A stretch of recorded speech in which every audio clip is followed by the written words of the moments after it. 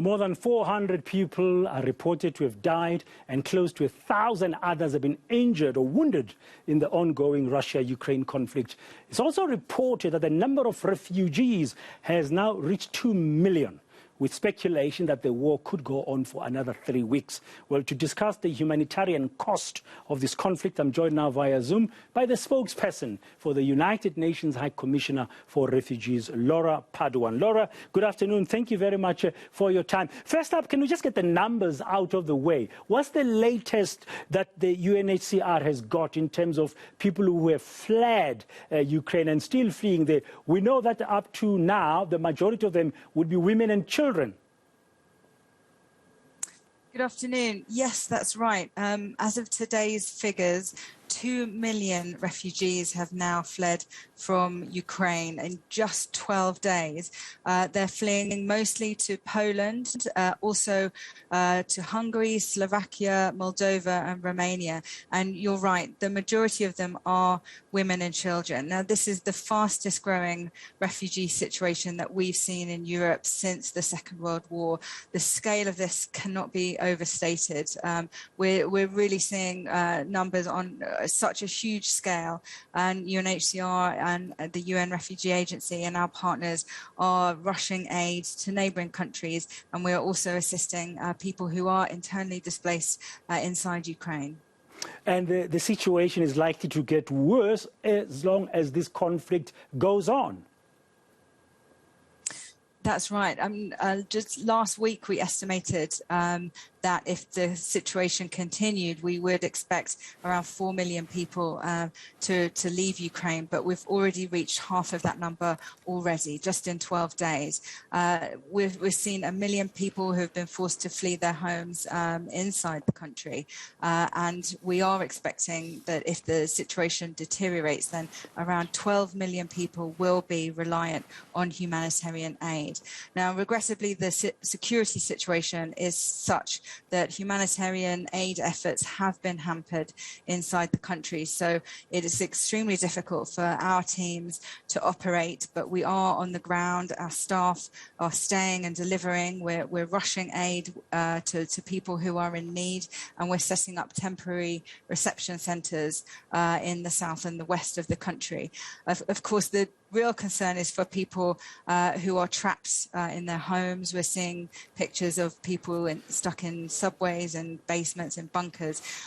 We had heard that humanitarian corridors would be opened up.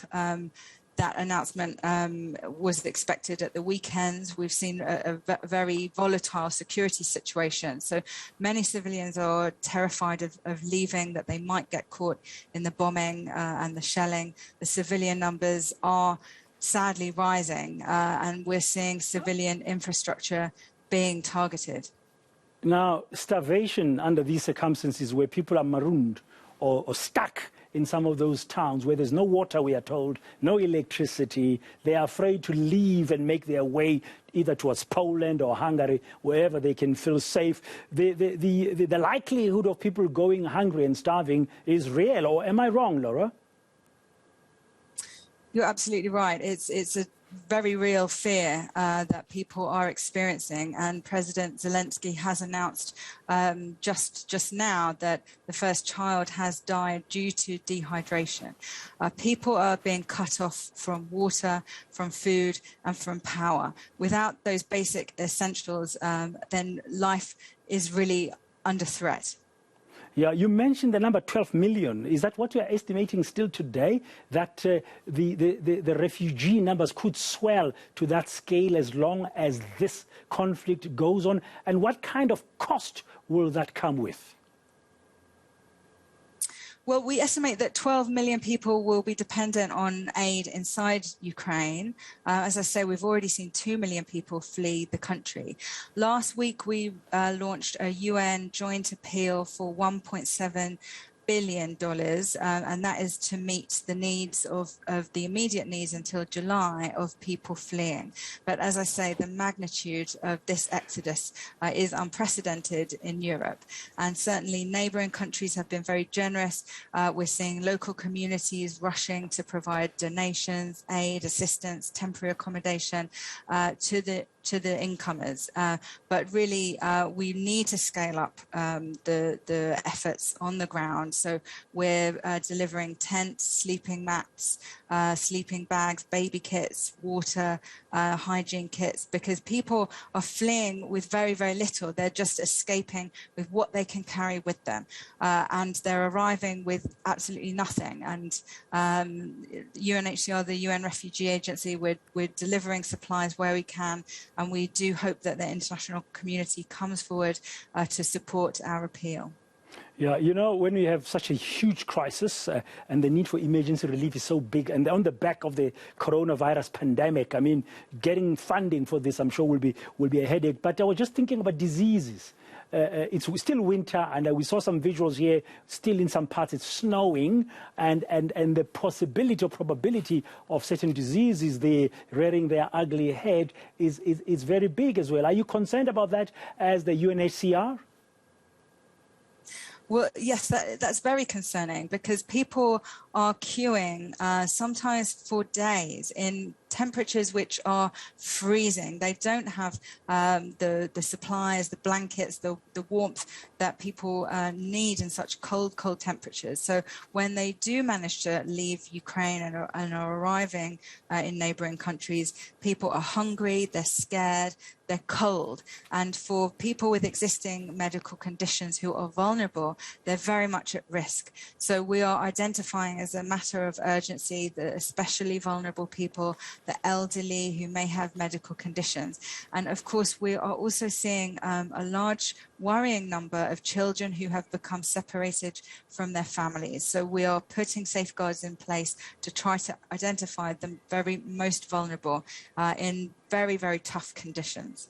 Yeah, I'm going to try and connect with one of your colleagues, James Elder from UNICEF, after 4:30 on the children's side, especially because we've seen also visuals of orphans and orphanages that have been closed and broken down or attacked, and it's really bad. Now, finally, Laura, as we conclude, from a UNHCR perspective, do you think you're getting enough support? And also, we've seen in South Africa the likes of NGO Gift of the Givers, which belongs to Dr. Imtiaz Suleiman, also raising their hands to say we're willing to assist in any way. But we know that on the ground it's very dangerous because there is fighting going on there. Is the UNHCR and your other peer agencies getting enough support? Because this, of course, needs funding. Well, first of all, I want to say thank you to everybody in South Africa who's donated to our Ukraine appeal.